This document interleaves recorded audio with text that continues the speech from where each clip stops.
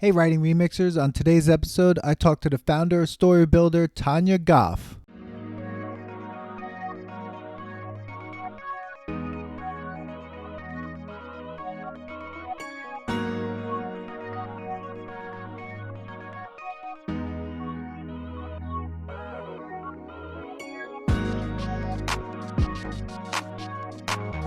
Hello, welcome to Writing Remix, a podcast brought to you by the USC Writing Program.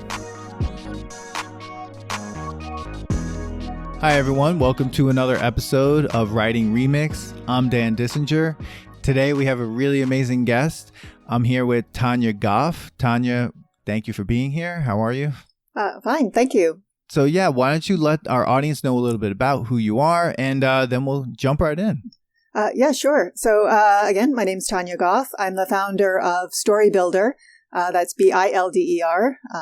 The only thing we're missing is you.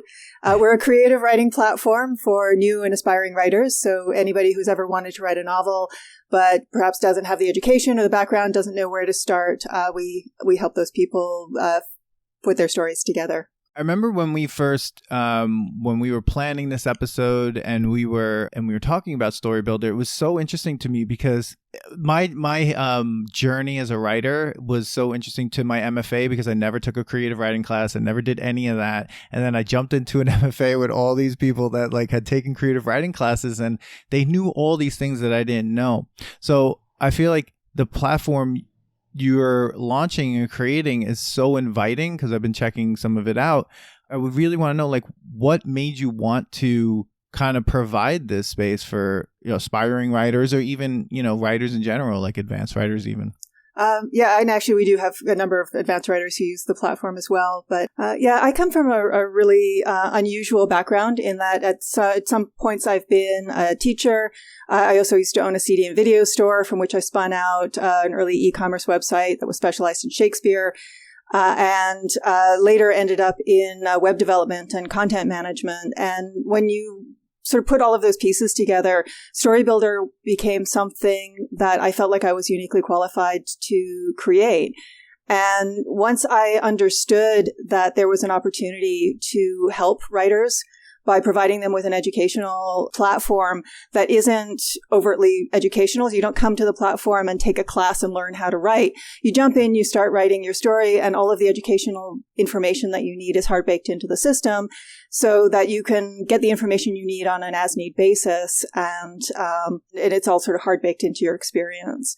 And I thought that I was sort of uniquely qualified to create that, and as a writer myself, I was very unhappy with the writing platform, with the writing solutions that were on the market, which all tend to be very linear or sort of organization based and not really all that helpful for writers who don't really know what they're doing. It's so really interesting. So the way you're talking about it seems like it's very experiential and very individual to each writer. Yeah, I built it that way on purpose. There are a number of different ways that people approach their writing. And the platform needed to be able to adapt to, some people like to do all of their planning up front and then do their writing and sort of fill in the story afterwards. Some people are, what we call pantsers. They like to fly by the seat of their pants and they jump in and they start writing. And then they sort of figure out what the plot is and sort of construct as they go. So the platform needed to be able to accommodate both. And the truth is most people are somewhere in the middle. So you needed to be able to, not be sort of stuck in one workflow as you're writing your story. You need to be able to go in and experiment and play. And then that was a very important part of the platform for me as I was building it out. I'm a teacher at USC. I'm a writing teacher and I teach essay writing. But it's interesting to kind of see the correlation and relationship between the idea of how in college setting writing, the idea is there's a template, right? There's a way. Here's academic writing. Let's get the student to kind of get into that path and just tell them how to do it, and that's it. Very formulaic, right? Even me as an academic, when I apply to a conference or do these things, it's there's always a workshop or a discussion about here's how you make sure you get accepted to the conference, right? It's never about put your best idea forward and be yourself. It's always here's how this conference likes to see it. But I feel like there's a lot of change happening because I know I teach writing very differently where like it's very individual. Every student kind of creates their own pathway towards like their ideas. So it's good to see that there's something on the creative side because like even in creative writing, I always felt that sometimes there was a path or there was a way in which people were like, this is the best way to kind of write this story, or this is the best way to do this poem, or, you know, best practices. So like, I feel like what you're saying makes it even more inviting to kind of the creative because every creative is different, right? I mean, I feel like you're a writer too. How do you go about the writing process, right? I'm curious, like what your writing process, are you a pantser or are you like a planner, and like, how do you deal with that as well?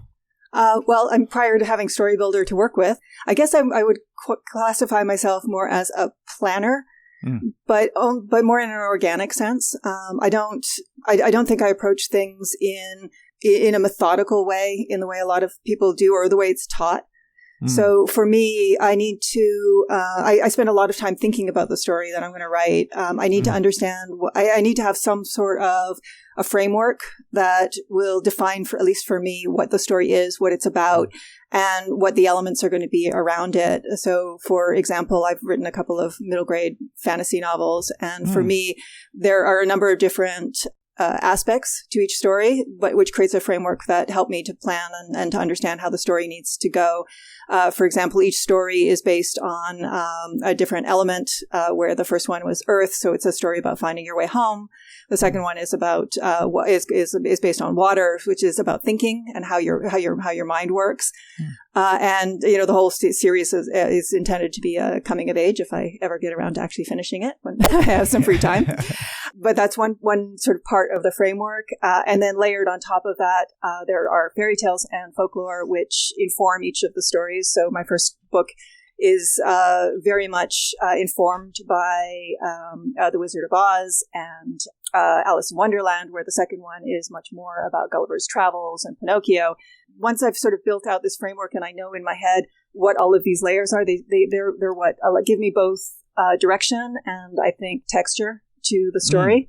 And I also have to understand what the seed of the story is going to be. So I need to understand that it's about getting from point A to point B, whether that's an emotional arc or whether that's a physical arc or something that has to happen within the story. And once I've got that, then I'll sit down and I'll write the entire thing, whether it's a novel or a short story. I'll generally sit down and write it all not in one sitting if it's a novel, but in very, very short time. Right. You know, like sit down every day, crank out, 5 to 10 pages until it's done. So yeah, I think that I do a lot of my planning in my head, sort of figuring out where all those pieces are. And coming back to Storybuilder, I think that was also sort of largely an attempt to help people to sort of understand those frameworks and help to build your own that relates to your own story, so that you can then build your story inside of that and feel supported.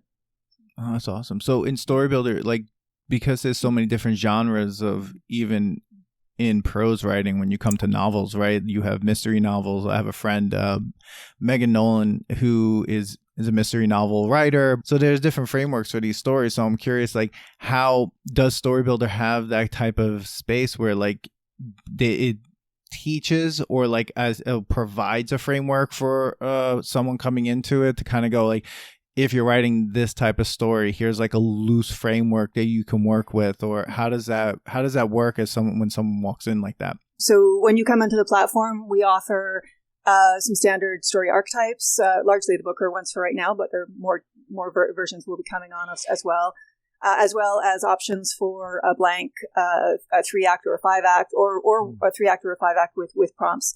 And all of the archetypes that we have also come with prompts and underlying education that's tied to them. So there's two things going on. One is once you've picked an archetype or a blank structure, whichever you've decided to go with, if you want access to information, then that's all tied to the various beats or the story scenes that we've sort of mapped out for you. So those provide you with some guidance in terms of what's expected at that part of the story. And we spend quite a lot of time picking it apart and making sure that the information that we're providing is always suggestive and never prescriptive. And that's one part of the process.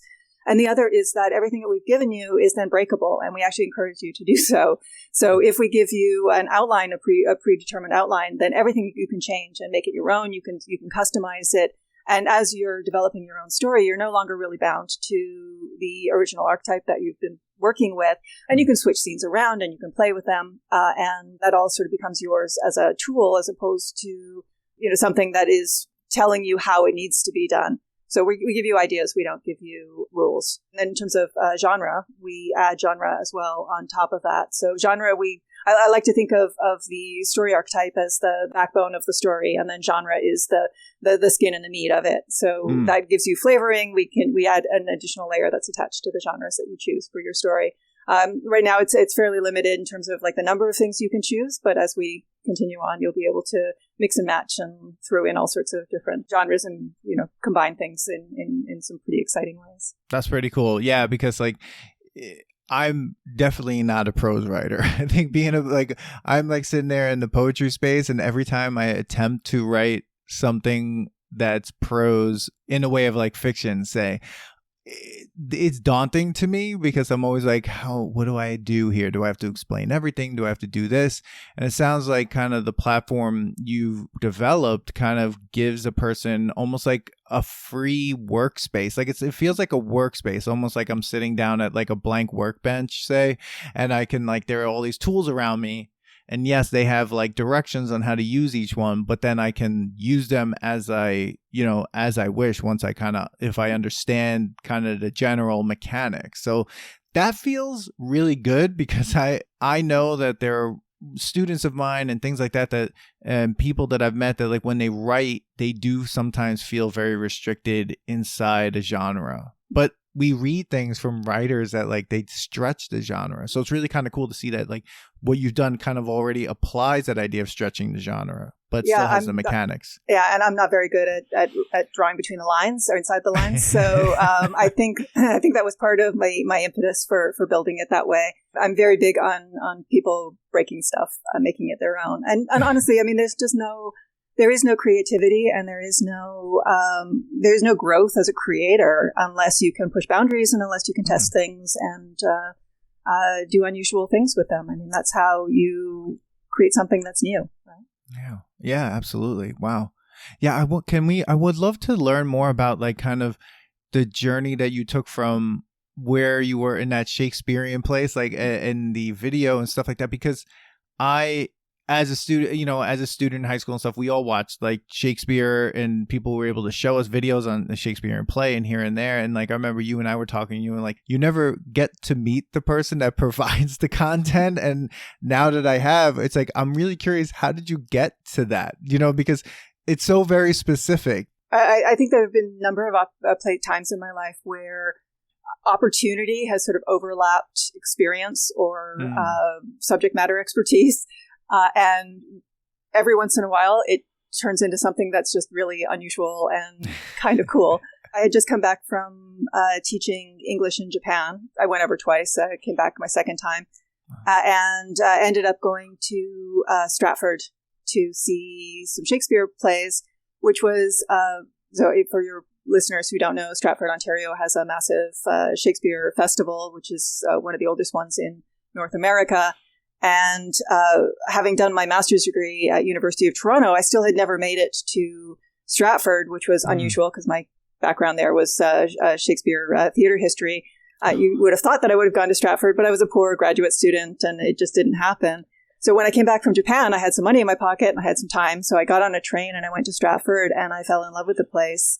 And almost immediately rented a place. I had an opportunity. They needed a CD store downtown.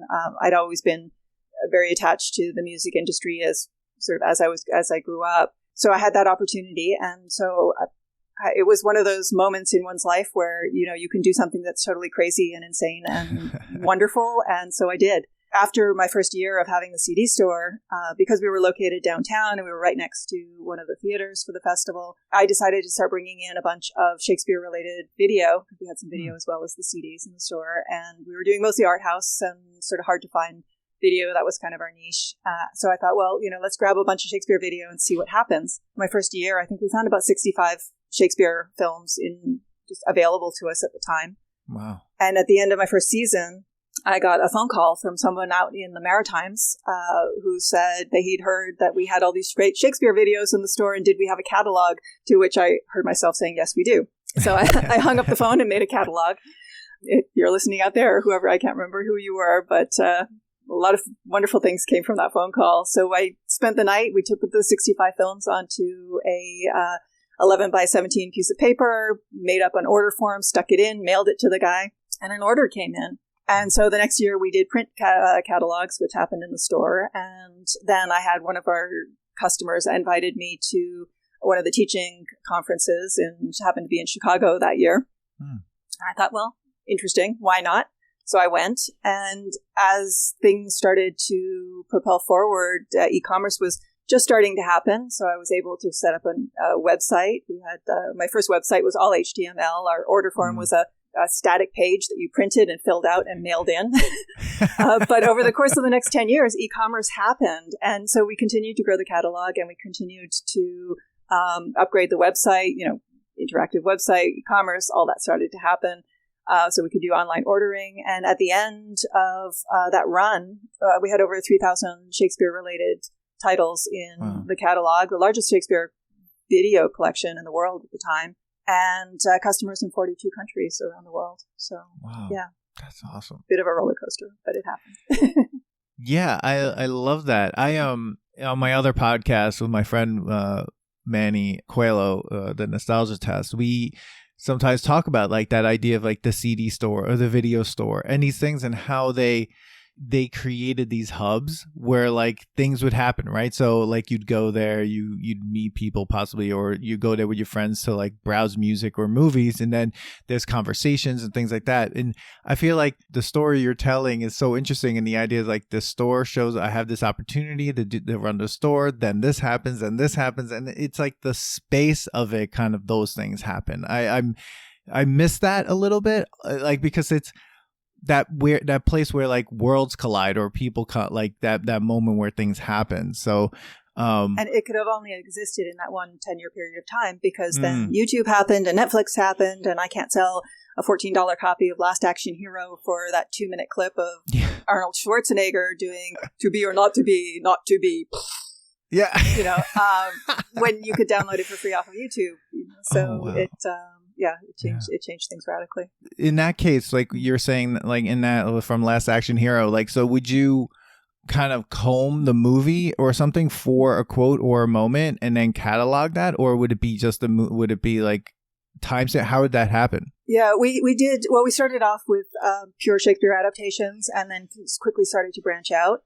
And the idea of Shakespeare on film was only just starting to happen within academia. So I actually remember being at the Shakespeare Association of America conference quite early on. It was, I think, probably the first one that I attended. And I believe it was Michael Best from University of Victoria, came over to my table and just said, this changes like everything for people who do Shakespeare on film, because before I was there, Shakespeare on film was something that a few people did exceptionally well and had a reputation for. But for the most part, it was not something that you could do legitimately. And I remember even for me, when I was in grad school, I would have loved to have done a PhD in Shakespeare on film, but I didn't really sort of feel like there was really that much opportunity. I was kind of just dissuaded from doing it because, it was sort of the equivalent of doing your degree in Harry Potter. Like, it's even that's actually sort of legitimizing right now, but it's that same sort of idea. It's like, why would you want to do Shakespeare on film? That's not real academics. So this kind of allowed me to back into it, which was quite interesting. Wow. I remember being in high school, I believe it was high school, watching Romeo and Juliet with Olivia Hussey. That was like the first time I ever saw Shakespeare on film as a movie. It was really interesting because we were only reading Shakespeare. We were only able to see it as like maybe someone had a clip or some sort of thing from a play, like some sort of PBS version of it. But that was the first time I ever saw a movie version of Romeo and Juliet. And I think like after that, the next time was probably like the Leonardo DiCaprio version after that. But that's really interesting to kind of think of that, how like there was no moment for you to do this PhD. There was no room, but like, it's interesting to be part of that journey that you were there. You kind of created almost like the opportunity for other academics and other people to kind of take that seriously. It's really awesome. Yeah, it was a sort of a weird inception kind of thing. I remember the same Shakespeare Association conference, seeing Stephen Orgel come into the room. Stephen Orgel being like one of the great Shakespeare academics. And I had studied him in grad school. I mean, it was like, oh my God, there's Stephen Orgel. And at the same moment that I was thinking, oh my God, there's Stephen Orgel, he was grabbing somebody by the arm and going, oh my God, look, there's Poor Yorick, which was my store, and dragging them over to my table and like looking at all of the stuff that I had for sale. And he was delighted like a child. It was amazing. Yeah, I was able to sort of bypass the whole degree part of it and not have to worry about dissertations, and just sort of somehow managed to recreate something that was brand new. But when it comes to watching, like full length films, I think that's something that they've been doing in the classroom for a really long time. I mean, even for me, like when I was back in high school, I remember having to sit through the Zeffirelli, with beautiful film, the Zeffirelli Romeo and Juliet. But that would be your only experience with Shakespeare, depending on what you had access to. Yeah. And it was very important to me to find a way to do things a little bit differently. So as a side effect of having Poor Yorick, I was able to start encouraging and influencing the way people were teaching Shakespeare, so that rather than sitting students down and watching the entire play, one film version of it, you could then now watch multiple versions of certain scenes. Like you could watch the balcony scene like in 5 different versions. So now it's not just that the text is coming to life, but it's also that it comes to life in multiple ways. And now you're creating an idea that the text is open to interpretation and can be presented in a whole bunch of different ways, so that you're not locked into one presentation in the way that you think about it for the rest of your life. Wow, yeah, that's really interesting. I never thought of it that way, because when you teach literary analysis, or you teach a play, or even when you're teaching writing, and, almost full circle going back to the idea of like genre bending or stretching the genre, even with Story Builder, that like there's not one way, right? Like you're looking at several different scenes in Shakespeare, the same scene, several different interpretations, right?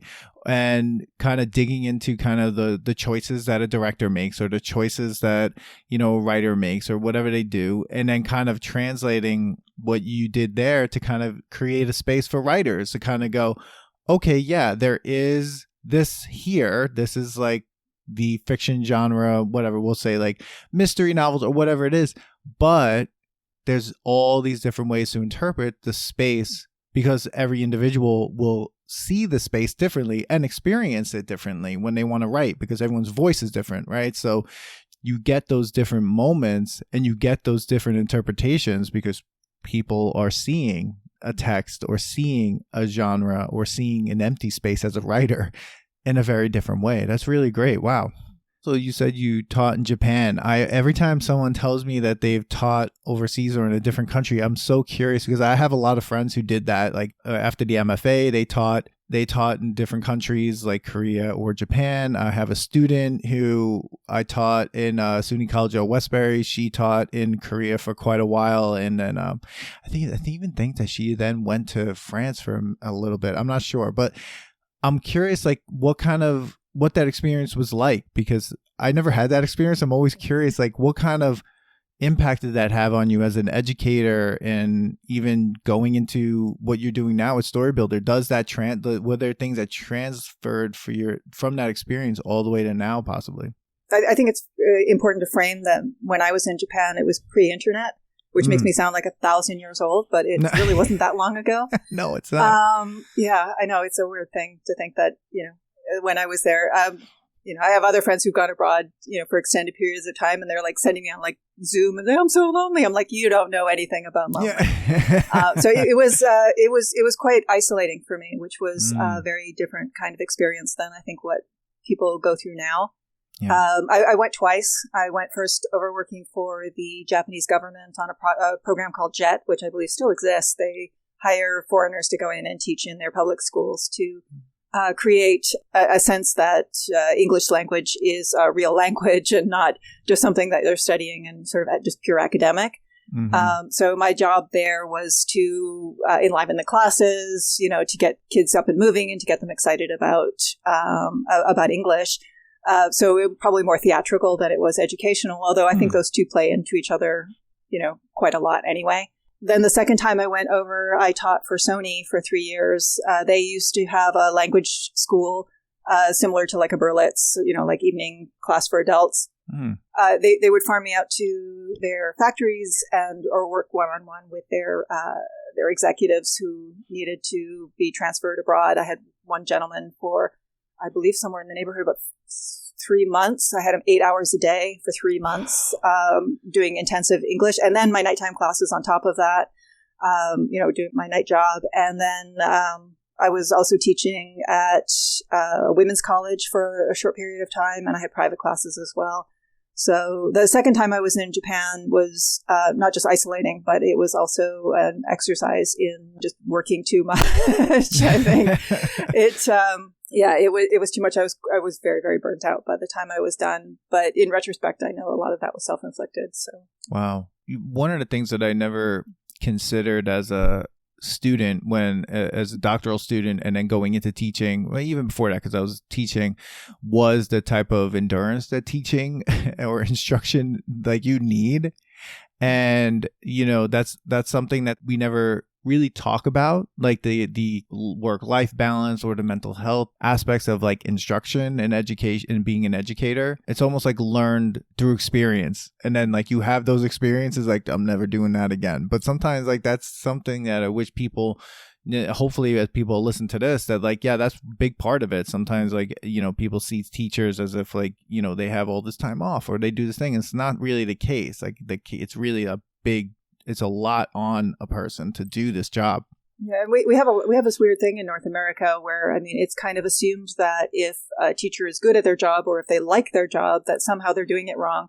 That if they're not being worked to a point of exhaustion and, using up every single moment of their free time, then they're not doing their jobs, which is a strange thing because as you said, teaching is physically and emotionally exhausting. You have to be on for the entire course of the class. You need to be responsive to your students and aware of what's going on. And if you can't get your downtime and find whatever way you need to not just prepare adequately for your classes. You can't just standardize all of the classes and expect like somebody to walk in with no experience and teach the class, because that's just not effective. And likewise, you just can't expect a teacher to work ridiculous hours and never get any downtime, because then they will burn out. And it's a large part of the reason that when I came back from Japan, I decided not to go into teaching. I could have very easily have slid into a teaching role once I returned here. But I was never going to find a place to teach where the students would all stand up en masse at the beginning of class and bow and say, "Please, teacher, teach us," which is what happens in Japan at the beginning of every single class. Wow. So, just a level of respect that comes with it. It doesn't exist here. The pay certainly doesn't, it isn't equivalent. And I just find it a very weird disconnect in our society that people don't respect and honor teachers the way that they're supposed to, or that they should, I think. Yeah, and I feel like there's also like a misconception of, even in teaching, like what teaching can look like, right? Because even as you're saying this, it's like you didn't go into a traditional teaching position.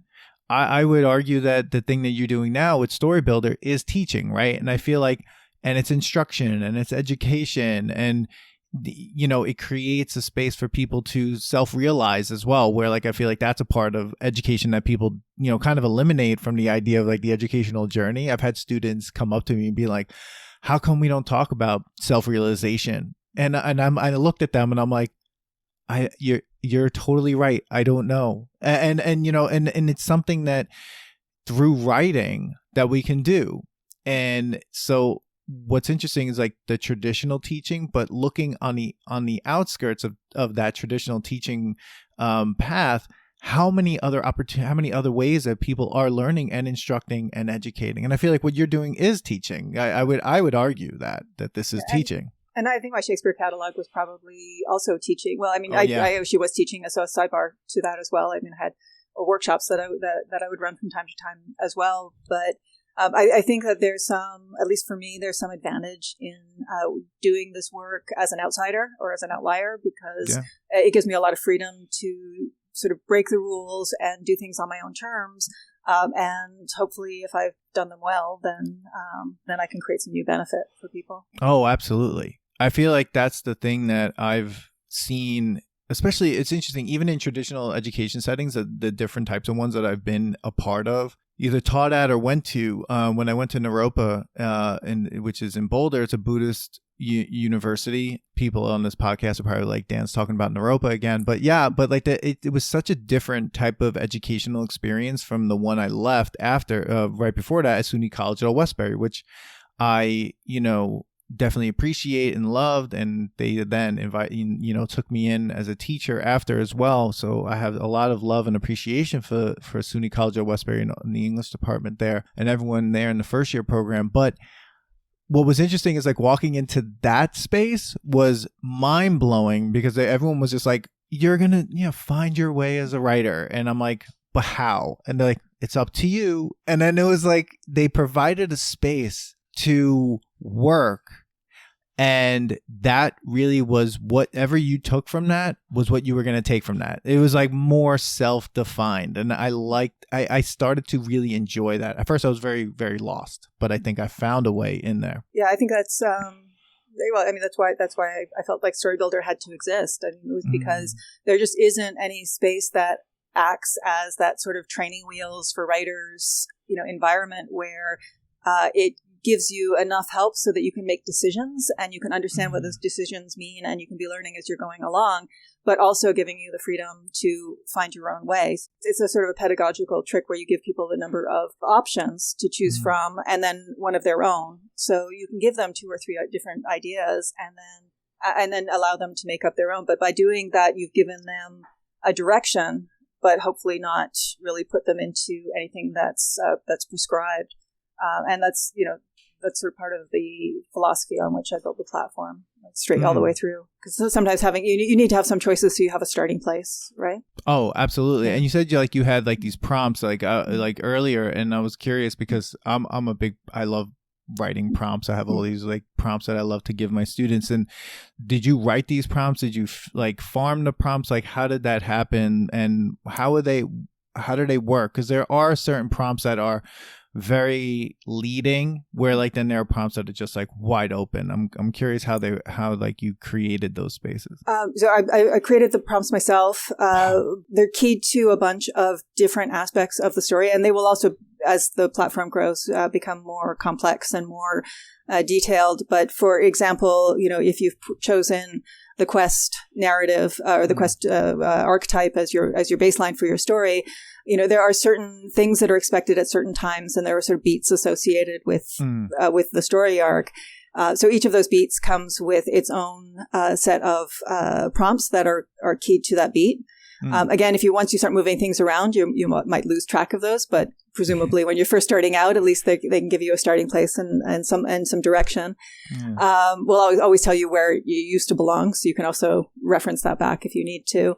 But then, as I said, there's also prompts associated with, say, genre. So if you've got the quest narrative as your baseline, and then you're working with, say, fantasy as your genre, then the information that you get will be customized to both the quest narrative and to fantasy as a genre. So now we're starting to layer out different types of prompts. So there's a basic prompt, what's expected, because you're at this part of a quest story, but then there's also stuff that's specific to a fantasy novel, which at this particular juncture is kind of expected or is normal for the hero's path. And then those things start to combine each other. And then on top of that, just because we don't want you to get too comfortable with what we give you, we also always present you with something we call Flip the Script, which invites you to think about what's expected in an unconventional kind of way. again, it's sort of like with Poor Yorick and with the Shakespeare videos, instead of thinking about like there only being one way of doing things, saying, well, this is the way that I can do it. But then what happens if I invert that? Or what happens if I take this part of the story out of the equation and look at it from a different angle? And so we've included that as well as part of the direction. So we're always giving you possibilities, and never, again, hopefully not giving you a single idea that forces you down a channel. We're giving you a series of ideas and options and ways of thinking about it, so that you can find your own way. I like that, because I was like, it's weird that I got so into the idea of writing instruction, because like I was a literature person, and that was when you're in the college, in the teaching higher ed, and you're in the English department, the last thing anyone wanted to do was teach the writing classes, like composition or whatever. It was like, oh, really? But now I love teaching composition. I miss teaching literature, but there's a thing about like writing where like the opportunity to be part and mediate a journey for a student, I just find it so exciting. And it kind of, the way you're talking about this idea, like how as a writer on the platform is going along the narrative, like the kind of loose narrative outline, that you kind of throw something at them that kind of like, oh, and it kind of like allows them to kind of like jump out of that comfortability. Because I feel like sometimes with writing, we can get really comfortable. Like all of a sudden we're just like, yeah, I've done this before. These are my things, and put that out there. But it's good to know that there's something there to kind of like spark a little more, unpredictability, imagination, and things like that. That's because we need that as writers. I think sometimes like we get comfortable in our space. Yeah, I think the blending of those things that are familiar and also things that are not familiar it's how we learn to be creative, right? I mean, we take things that we know and then we riff on them, and we make them something else. And we haven't actually even talked about the library, which is in Story Builder, which is also full of characters and outlines and maps from classic literature. So I mean, even going back to what I was doing with my Shakespeare catalog, it's kind of the same thing, where I've just filled this now with elements from various classic stories, include from things from Shakespeare. We've done a lot of Victoriana, because my interns and we like to write the monsters. We've got some Jane Austen, a whole bunch of stuff sort of loaded in there. And part of the process for us was figuring out how to present these classic elements in such a way that it would encourage people to, again, break them and change them and make them their own, as opposed to taking them just as is and accepting them for what they are. So I remember when we talked before today about even that part with the characters or these specific spaces, that you also were looking at how to make sure that no matter someone's gender or identity or intersectional identities, that I remember you saying something like you were pulling that away from the characters or something like that. Can you explain that? So like, because it was really interesting and I don't want to mess it up. Yeah, so we've done two things, predominantly with the characters and the outlines.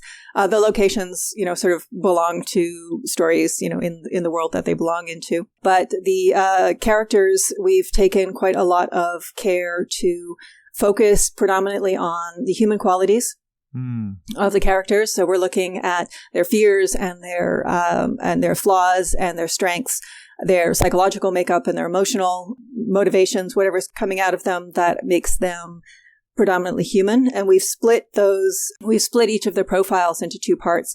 So there's one version that's a literal version of like what actually happens, who the character is in the classic. But when you borrow the character, what you're really borrowing are all the pieces that are human. And for those pieces, we've taken a lot of time to strip out the pronouns. We've taken out anything that's a gender or racial descriptors. We've removed all of those things and trying to find what we consider to be the story drivers. For both the characters and for the outlines. And the outlines are the same thing, where we have a literal version of what happens in a synopsis of the story. But what you borrow is a version of that strips out all of the specifics and gives you a core outline that you can then adapt very easily and make your own. Wow. Yeah, that reminds me of something that on a episode that came out, I think 2 weeks ago, with the director of the Nickelodeon documentary, The Orange Years, where we were talking about how the shows like Clarissa Explains It All or Alex Mack and these very like these female driven shows, that the idea was that Geraldine Laybourne, the CEO of Nickelodeon at the time, was being told that boys won't watch these shows that have like lead female characters. And she said, well, no one made a good one yet. And that made sense to me because as a kid, I was, everyone watched Clarissa, and everyone watched Alex Mack because it was about the story and about who they were and not what they were, which was like what made them so good. And I feel like doing that on the platform that you have, like giving the literal, like being like, yes, this is where it comes from. We can't escape that. That's good. Like we need to know that. But if you're building off of it, here are the qualities of that person. Like we're focused much more on the depth, like of that human being.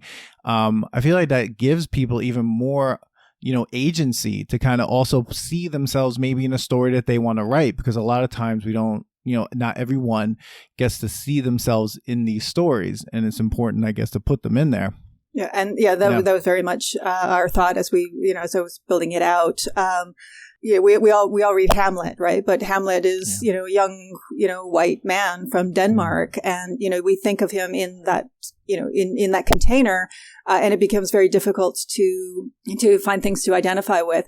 But if you look at, say, Shakespeare in adaptation, to bring it back to what I was doing previously, there are a ton of film versions of Hamlet where Hamlet can be whatever color, whatever race, whatever gender that they choose to be. Actually, one of the earliest filmed versions of Hamlet was a woman playing Hamlet.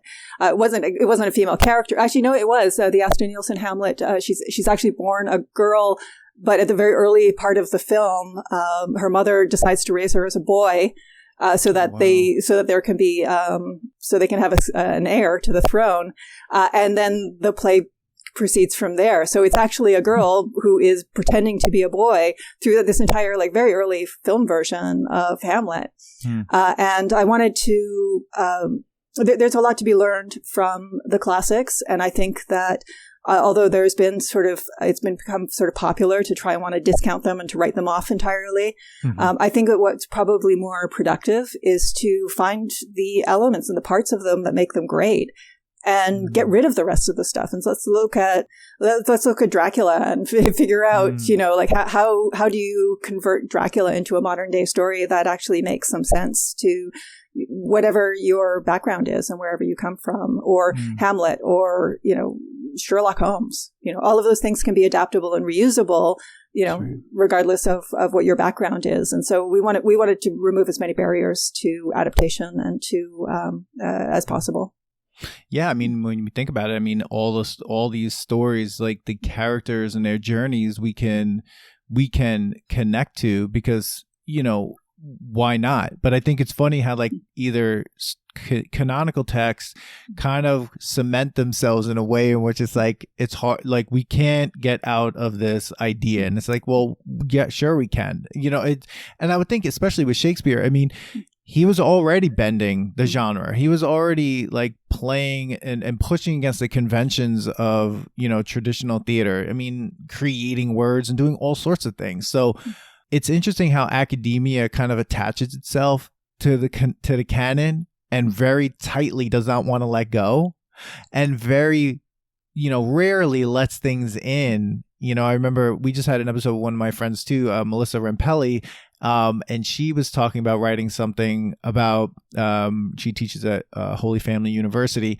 and she's been writing something about, I think, Pride and Prejudice and Sea Monsters, I believe, or something. And it's interesting what gets let in, but yeah, people are readapting these stories and also revisiting them and putting interesting spins on them. So I feel like we have to kind of allow much more of that. I like to see more of that. Yeah. Yeah, I think Shakespeare is actually one of the few places where there's been a lot more freedom, in that sector.